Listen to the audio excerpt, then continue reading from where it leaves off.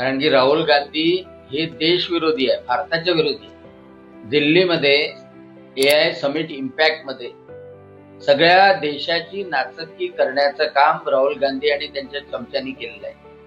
म्हणजे तिथे सगळ्या जगामधले AI मधले लोक आले, अनेक नवीन संशोधन आली आणि काल मी स्वतः जाऊन आलो तर त्या ठिकाणी सगळी नवीन जनरेशन भारतातली जेनजी सगळेजण मोठ्या रसानी पाहत होते आणि समजून घेत होते.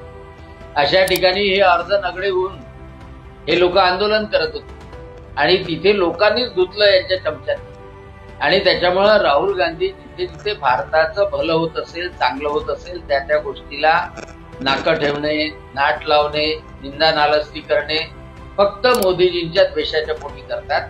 आणि त्याच्यामुळं अशा भारत विरोधी कारवाया करणाऱ्या नेत्याला, जो सोरसचा नेता आहे, जो सोरसच्या पैशावर जगतो, जो सोरसच्या पैशावर राजकारण करतो, जो इंडिया चायना करार करून घेतो पक्षासाठी, अशा नेत्याला काळे झेंडे दाखवायला पाहिजे आणि अशा नेत्याचा निषेध जागोजागी करायला पाहिजे. नुसतं भिवंडीत नाही तर प्रत्येक ठिकाणी करायला पाहिजे.